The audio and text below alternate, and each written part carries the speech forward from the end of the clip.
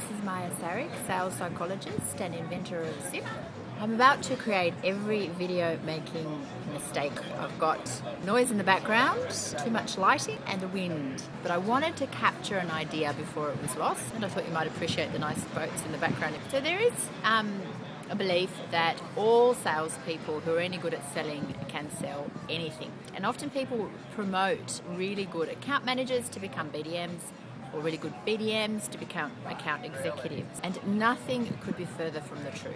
Sales reps are good at, those that are good at particular parts of the sales process or in particular styles of selling, because that's where their attribute match is best. So we know from SIP that some people are better at performing in new business environments and some are better in account management. And we know from SIP and our 4,000 or 5,000 existing clients that if you mix them up, you get a bad result. You can't make a farmer hunt, and if you do make a hunter farm, they get bored and narky with you. So I'd like to use an analogy about why you can't make someone who's good in one field perform well in another. Let's use athletes, really good, high competition, world-class athletes. So high quality, world-class swimmers, the Ian Thorpes of the world, have great cardiovascular fitness.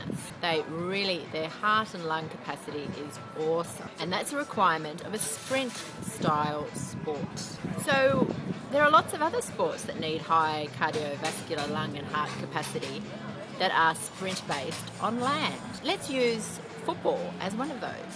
One of my favorite sports or things, pastimes, is to watch football.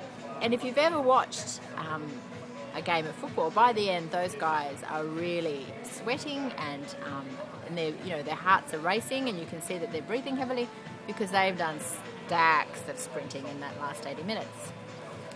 But could we make Ian Thorpe a football player? No. Despite having that particular aspect in common, the other sport, the football, requires a whole bunch of other skills in terms of tactics, ball handling, precision, etc. Tactics or components that are not in swimming even a tiny little bit. And the same is true of sales jobs. So a good sales new business person, BDM, has to have a level of agility and intuition almost about the sorts of information they need to give out at any point in time, versus account managers who need to be precise and planned and detailed. If they're going in to see their client for the third year in a row, or their business is, even if they're new, they need to know what has happened over those 3 years. If they're winging it or hoping that their client will give them a tidbit of information that'll make the whole story become transparent and capable of closing, they'll get shot.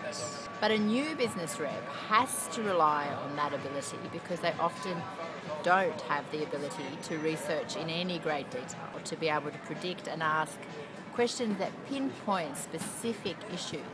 They have to have a conversation and they have to ask questions, and they have to be prepared to assimilate really quickly on their feet the answers that they're getting in order to formulate correctly the next set of questions and get better and more precise details from which to close the sale.